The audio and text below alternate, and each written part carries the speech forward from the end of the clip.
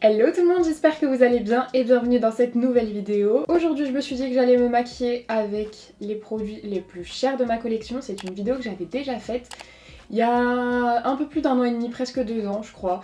Et j'ai checké un petit peu, les produits sont hyper différents, ma collection elle tourne, vous savez que je fais des gros tris, donc forcément j'ai pas les mêmes produits à chaque fois dans mes tiroirs. J'ai vraiment cherché dans tous mes tiroirs le produit le plus cher dans chaque catégorie. Le total est très élevé, je crois que c'est aux alentours de 900 € pour un make-up. Ce qui me fait un peu peur, c'est qu'on n'a pas que des produits que j'adore, donc on va voir ce que ça va donner. Je vous laisse avec ma petite recherche. Bon, du coup on va déjà jeter un petit coup d'œil rapide sur tous les produits. Là, vous voyez, j'ai mes bases. Je pense réellement, il va falloir que je vérifie, hein, mais je pense que ce sera celle-ci. Parce qu'Hourglass, c'est une marque plutôt chère. Au-dessus, on a les fonds de teint, les anti-cernes ici, les sprays fixateurs. Au niveau des fonds de teint, je crois pas en avoir vraiment luxe, enfin plus. Donc je pense que ça va se jouer entre Fenty, peut-être Kylie du coup. Ah, les CC de Herborian, je sais qu'elles sont pas données non plus. Dans les anti-cernes, je dirais à vue de nez le Haus Laboratories. Ah, il y a le Natasha Denona aussi, je pense qu'il doit pas être donné du tout en spray fixateur. Je pense que c'est ou le Kylie. Ah, mais il y a le Too Faced au fond. Ah, peut-être le Too Faced. Là, on a tous mes produits crème. Je pense réellement que ce sera ou celui-là ou celui-là. Dans les blushs, le KVD. Après, il faut que je cherche aussi dans les palettes. Là, on a pas mal de palettes qui sont... Ah, mais si! Celle-ci, elle coûte 70. Ah non! Je sais. Les Natasha Denona, elles sont vraiment pas données non plus. J'en ai 4, donc ce sera peut-être dans les Natasha Denona. On va commencer donc par la base, et une base vraiment chère. Là j'ai pas hésité du tout, vous avez vu. C'est celle de chez Hourglass. C'est la Veil Mineral Primer qui coûte 75 € pour 30 ml. Mais c'est une base que j'aime. Désolée, j'avais un truc devant le micro, j'espère que vous m'entendiez. Mais en soi, je suis pas... Enfin, le prix n'a pas vraiment d'impact dans le fait que j'aime le produit ou pas. Il y a beaucoup de mes produits favoris que je rachète tout le temps qui sont des produits à tout petit prix, notamment franchement les fonds de teint, les mascaras. En général, mes produits préférés à chaque fois ce sont des produits petit prix. Celle-ci je l'aime bien parce qu'elle est matifiante. Elle est palissante, elle fait rien d'autre que matifier je trouve. Elle prépare la peau. Ah ouais, c'est vrai, elle est blanche. Je pense que sur peau foncée, ça ne fonctionnera pas. Il y a une protection solaire dedans ou pas ?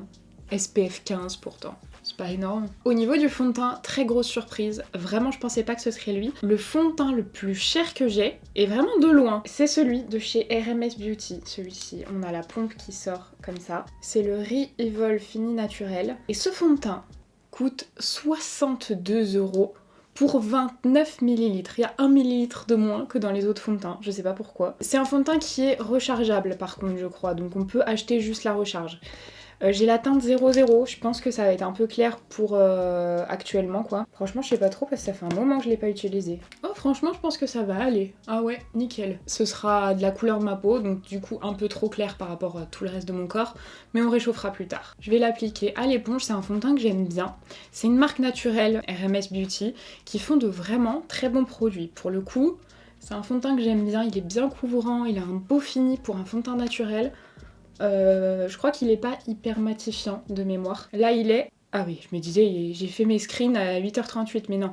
Il est 10h05, donc on verra, je vous ferai un petit point. Je suis levée depuis 6h du matin, impossible de dormir entre les moustiques et la chaleur. Aujourd'hui c'est une journée, je crois qu'ils annoncent 36 à Lyon, donc il va faire 40 dans l'appart, ça va être un bon test. Hein. La couleur elle est parfaite pour mon visage actuel. Il a un beau fini en fait, il fait un fini naturel, pourtant il a quand même une très bonne couvrance. Il y a vraiment zéro démarcation avec le cou. On va réchauffer après. Ah oui, bah regardez, sans faire attention, là j'ai dévissé au lieu de pousser et du coup là on a la recharge. L'anti-cerne le plus cher que j'ai, c'est celui de chez Natasha Denona, le High Glam Concealer. On a 7 ml et il coûte 38 €, c'est vraiment pas donné. Pour le coup, c'est un anti-cerne que j'aime beaucoup. Ben forcément s'il est encore dans mes tiroirs. Mais c'est rare, vous savez à quel point, perso les anti-cernes, c'est compliqué chez moi. J'ai la teinte P1. Celui-ci, franchement, il tient très bien malgré le fait que ce soit un anti-cerne hydratant. Il fait pas un effet sec comme pourrait le faire le Tarte par exemple. Bon, il tient un poil moins que le Tarte quand même, hein, ce qui est normal, mais il tient vraiment bien. Et il s'estompe trop bien. Il est pas trop épais en fait, il est bien couvrant. Par contre là le fond de teint il est déjà en train de filer partout dans mes rides du front. Il me semblait qu'il tenait bien, on va voir. Mon bronzer crème le plus cher, c'est un contour. Donc ça va pas vraiment réchauffer, mais après je réchaufferai. C'est donc le contour de la marque Westman Atelier. Il coûte 52 €. C'est très très cher, surtout pareil pour la quantité qu'on a. Par contre, il est vraiment bien pour les peaux claires, la couleur est vraiment super. Moi j'ai la teinte biscuit. On a 6 grammes à l'intérieur, il y a ça en quantité. Comme c'est une couleur assez froide, c'est vraiment un contouring. Je vous dis, ça va pas réchauffer de fou, donc je vais l'appliquer pour creuser un petit peu au niveau des joues. Et vous voyez, la teinte est très jolie. Vraiment, moi en tout cas j'aime beaucoup. Pour ma peau claire, je trouve qu'elle est hyper adaptée. Elle est pas non plus trop grise. Des fois il y a des contourings, c'est un peu trop froid et c'est importable au quotidien. Là c'est pas le cas, franchement j'aime beaucoup. Ça s'estompe bien, par contre je fais pas directement le stick à même la peau, je prélève avec un pinceau, mais j'aime beaucoup. J'en mets un petit peu sur le haut du front. Et puis je vais m'arrêter là je pense. Pour le moment il y a que des produits que j'aime, je suis très contente. Mais je pense que ça vient du fait que j'ai fait un tri il y a pas si longtemps que ça. Et du coup il reste que des produits que j'aime. Le blush le plus cher de ma collection en crème, c'est celui de chez KVD. Les derniers qui sont sortis, vous savez, les Good Apple. J'ai pris cette couleur, c'est la teinte 30, et je vais prendre la couleur la plus peps. Je garde le même pinceau, j'en ai prélevé beaucoup là. Je vais déjà déposer l'excédent sur ma main pour pas avoir trop waouh, trop de matière. Vous voyez là ça part vite dans les plis. Mon highlighter crème le plus cher, malheureusement pour moi c'est un produit que je n'aime pas du tout en tant qu'highlighter, je l'utilise sur les lèvres. C'est l'highlighter de la marque Victoria Beckham, il est très joli, mais comme je vous dis, moi je préfère l'utiliser sur les lèvres. En fait il est très en transparence, il est tellement gras que pour moi c'est plus un rouge à lèvres. Je vais le déposer juste ici, j'espère que ça va pas tout faire bouger. Je vais pas en mettre trop parce qu'en plus je vais poudrer après. Vous avez vu, dès que je l'ai touché, ça y est, il est plein d'huile. Moi je le préfère vraiment en rouge à lèvres.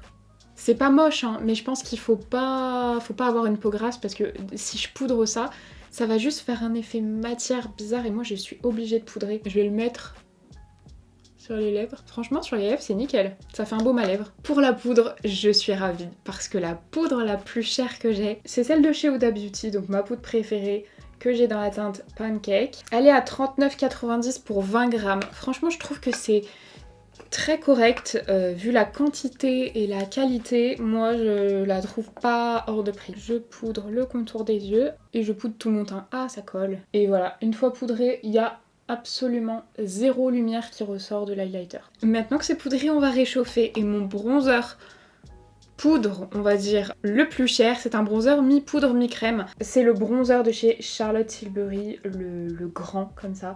C'est un peu une texture mousse poudre qui coûte 54 €. Je le prends comme ça avec un pinceau blush assez dense et je tapote. J'ai peur de faire déplacer la matière, mais là il va falloir venir réchauffer mon teint. J'en rajoute un petit peu partout. Je trouve que c'est pas le bronzer le plus facile à utiliser. Très loin de là. J'aime beaucoup la formule, mais une fois sur deux, je trouve qu'il peut y avoir des taches. Vous voyez là, je trouve qu'il y a une petite tache. Côté blush poudre, il y avait deux blushs qui étaient équivalents au niveau budget. Le Charlotte Tilbury, mais du coup il y avait pas mal de produits Charlotte Tilbury, donc j'ai préféré prendre l'autre qui était exactement au même prix. C'est un blush de chez Hourglass. Là c'est la teinte ambiante, non, Luminous Flush je crois. Ce sont des blushs lumineux marbrés. Là vu la couleur, je pense qu'avec ma carnation actuelle, ça se verra pas trop je pense. Si ça se voit un petit peu quand même. Du coup j'en rajoute par-dessus. C'est un petit peu lumineux mais très léger, c'est pas de grosses paillettes. Après le blush à 45 €, on augmente encore. On reste chez Charlotte Tilbury pour l'highlighter. Et c'est un highlighter qui coûte 52 €. C'est donc le Hollywood Glow Glide que j'ai dans la teinte Moonlit Glow. Il ressemble à ça, je l'aime beaucoup hein, cet highlighter, il est très joli. Il est très joli mais bon, plus de 50 € c'est quand même très cher. Je vais l'appliquer sur le haut des joues. Au niveau du teint, franchement c'est joli. Les matières en fait sont très fines. Après franchement, le fond de teint a fait une très bonne base. Mon spray fixateur le plus cher, je suis allée chercher un petit peu plus au fond que tout à l'heure dans mon tiroir. Et j'ai trouvé le spray fixateur de chez Milk qui a écrasé absolument tous les sprays fixateurs puisqu'il coûte 49,90 € pour 85 ml. Le liquide en lui-même est très bien. Le spray est nul. Parce qu'il fait que de se boucher. On va voir si c'est le cas. Oui, vous voyez? Regardez le spray. Je comprends pas en fait que pour un produit aussi cher, ils aient pas trouvé un meilleur packaging parce que malheureusement le packaging est pourri. Je sais pas si j'ai eu un défectueux ou pas. Trop dommage parce que le produit en lui-même est très bien, c'est un spray fixateur mat. Mais vous voyez, ça me fait plein de gouttes partout. Parce que ça part en gouttes. Pour les sourcils, malheureusement les deux produits les plus chers que j'ai, c'est pas le type de produit que j'aime utiliser en ce moment. C'est-à-dire que j'avais que 2 produits colorés pour, type crayon, feutre, machin. Celui de chez NYX, qui n'est pas le plus cher, et un crayon de chez LH Cosmetics. Donc il est pas non plus hors de prix, mais fatalement c'est le plus cher. C'est le Infinity Brow Pen et il coûte 22€. Donc je vais faire mes sourcils au crayon, ça fait très longtemps que je les ai pas fait de cette manière. J'avoue que je sais pas trop comment m'y prendre. J'arrive pas du tout à les faire pareil. Bon, ça me saoule. Par contre, heureusement, il est de la bonne couleur, il est pas trop gras, pas trop sec. Il est bien, mais ça me saoule. Le fixateur le plus cher que j'ai pour les sourcils, c'est un basique. C'est pas les fixateurs forts, c'est juste un petit mascara. De chez Anastasia, c'est un mascara transparent, vraiment classique, avec une petite brosse comme ça. Et du coup, je vais juste fixer légèrement. Ça va pas les fixer en l'air, hein, c'est juste pour les coiffer. Voilà du coup pour les sourcils. Base à paupières, ça fait des années. C'est ma préférée, c'est la plus chère, mais c'est aussi ma préférée. Celle de chez Hourglass. Elle coûte 34€, c'est très cher. Par contre, il y en a vraiment pour toute une vie à l'intérieur, il en faut très peu. J'en mets sur mes paupières et si vous avez les paupières grasses, cette base elle est excellente. Ensuite pour la palette on a un petit souci, c'est que je sais pas si vous l'avez remarqué depuis le début mais je vous parle de produits qu'on peut encore retrouver. Je peux trouver leur prix, ils sont sur internet. Le problème c'est que ma palette la plus chère, elle n'est plus disponible, c'était une édition limitée donc j'arrive même plus à trouver son prix. De mémoire, elle coûtait à peu près 100€ et c'était la palette que j'ai utilisée dans ma précédente vidéo il y a quasiment 2 ans. C'est celle de chez Danessa Myrix avec les fards duochrome qui sont très très très jolis. Mais du coup elle est plus disponible. Donc je vais la mettre de côté celle-ci et je prends la plus chère de ma collection si on enlève celle-ci. Et je ne pensais vraiment pas. Je pensais que ce serait une Anastasia, les Norvina, mais pareil elles sont plus dispo et la seule qui est dispo elle est un tout petit peu moins chère. Du coup, ma palette la plus chère, c'est celle de Makeup by Mario.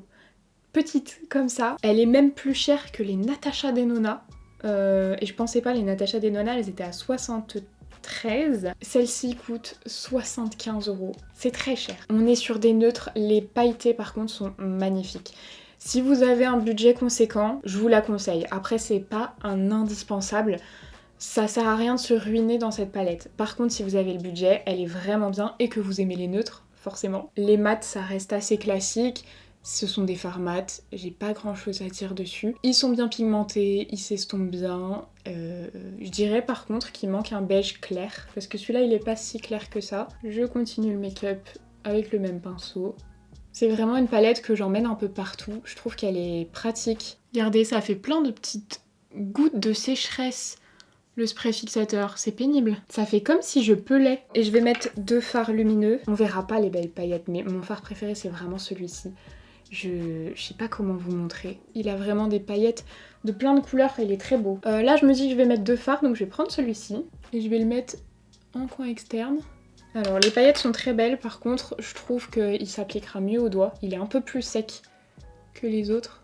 On a des petites paillettes violettes rosées, c'est très joli. Ah mais vraiment les paillettes de ce fard, elles sont trop belles. Toute l'originalité de cette palette réside dans les fards lumineux qui sont pailletés avec des paillettes très fines. Et en coin interne, je vais mettre celui-ci. Pareil, on a plein de paillettes encore plus fines. Vraiment, c'est sublime. Je regrette pas du tout mon achat de cette palette. J'ai envie de faire un petit trait liner et mon liner le plus cher, c'est celui de chez Rare Beauty qui coûte 26€. Alors, il a une pointe plutôt épaisse, elle est assez fine au bout, mais vous voyez, elle est plutôt grosse quand même. Ça fait très longtemps que je ne l'ai pas utilisé. Il est bien, mais en vrai, il y a plein de liners qui sont tout aussi bien. Si la pointe était un peu plus fine, ce serait parfait. Vous savez que je peux pas me passer des crayons beige. Malheureusement pour moi, mon crayon beige le plus cher, c'est un des crayons que j'aime le moins. C'est celui de chez Victoria Beckham. C'est un beige déjà qui est trop foncé pour moi. En plus, il a un défaut, vous voyez très bien ici. La mine, elle est pas bien mise et du coup ça fait mal. Là il y a du bois. En fait plus je taille, plus ça va faire mal. Ah ouais, en plus il se taille super mal. Regardez. Ah non attendez, il donne un taille crayon. mais je sais pas ce que j'en ai fait. Écoutez, je vais essayer de l'appliquer là sans me crever un œil. Je me suis mis un bout de bois dans l'œil que j'ai dû retirer. Franchement là la couleur ça va en fait. Ah mais oui, j'ai bronzé. Parce qu'à l'époque en fait elle était trop foncée. J'ai fait un swatch ici, c'était trop foncé. Bon là ça va la couleur, mais c'est toujours un produit que j'aime pas. Mon mascara le plus cher, c'est un mascara de chez Ilia. Il coûte 33 €, c'est le Limitless Lash Mascara. On a une brosse avec 2 types de picots de chaque côté. Pareil, c'est une marque naturelle. Je me souviens plus trop de mon avis, donc je le reteste. C'est pas dingue, c'est correct. J'ai mis le mascara, je suis pas fan du tout. C'est en train de retomber, du coup ça donne pas un bel effet. Ici, mes cils sont plus recourbés, donc ça va mieux. C'est pas dingue, vraiment pas dingue, j'ai des mascaras qui font bien mieux et bien moins cher. Je vous ai dit de toute façon les mascaras mes préférés c'est les moins chers à chaque fois. Vraiment pour mes cils je trouve que les petits prix ça marche 1000 fois mieux. Les rouges à lèvres, crayons à lèvres, gloss les plus chers chez moi c'est Charlotte Tilbury. J'ai pas encore choisi la teinte mais j'ai plusieurs crayons de la marque. Je pense que je vais faire un petit trio sur les lèvres. Je vais faire mon contour avec la teinte Iconic Nude. C'est un neutre marronné. J'ai dit neutre, je voulais dire nude. Et voilà pour le contour. Par-dessus, je vais mettre ce rouge à lèvres là dans la teinte Pillow Talk. 38 € comme tous les rouges à lèvres chez Charlotte Tilbury. On a un petit embout comme ça. Je vais l'appliquer un peu partout, mais pas besoin de l'appliquer trop au centre. J'ai enlevé l'excédent au centre parce que je vais venir appliquer ce rouge à lèvres là de la gamme classique et c'est le Pillow Talk Fer. Et je vais le mettre au milieu. Voilà du coup ce que ça donne pour le make-up réalisé à 100% avec des produits très chers. Il est 11h30, on va voir comment ça évolue maintenant. En tout cas là, le produit que j'ai le moins aimé, je dirais que c'est celui de chez Ilia. Non, oui le mascara mais aussi le crayon beige surtout que j'ai pas du tout aimé. Et mitigé pour le spray à cause du format quoi. Et le produit que j'ai préféré, franchement le teint il est vachement bien. Il est 6h moins le quart donc ça fait presque 7 heures que je porte le make-up. 0 retouche, il fait 36 dehors je crois actuellement. Le fond de teint il est pas hyper joli ici, il a super bien tenu. Je brille pas trop, vraiment tous les produits sont quand même très matifiants. Peut-être un peu trop pour mon menton du coup parce que ça fait pas un super effet au niveau du menton. Après pour le reste franchement je trouve le make-up très bien, il a très bien tenu. Ça commence à partir dans les plis au niveau des yeux, enfin des cernes, mais il fait chaud. Il fait super chaud, donc ça m'étonne pas. Et puis j'ai testé, pas très maline, mais j'ai testé un nouveau contour des yeux ce matin. Au niveau du crayon pour les yeux, j'en ai quasi plus. Mais le reste, franchement, la tenue est très bien. Après les lèvres, bon, ça fait 7 heures. C'est normal que ça parte un petit peu, mais le contour tient, ça reste hyper confortable, j'ai rien retouché. Voilà ce que ça donne. J'espère que cette vidéo vous aura plu. Si c'est le cas, dites-moi si ça vous intéresse que je vous fasse la même version comme j'avais fait il y a 2 ans. Une version avec les produits les moins chers de ma collection. Dites-moi ça dans les commentaires. En tout cas, moi je vous fais de très gros bisous et je vous dis à samedi. Bye!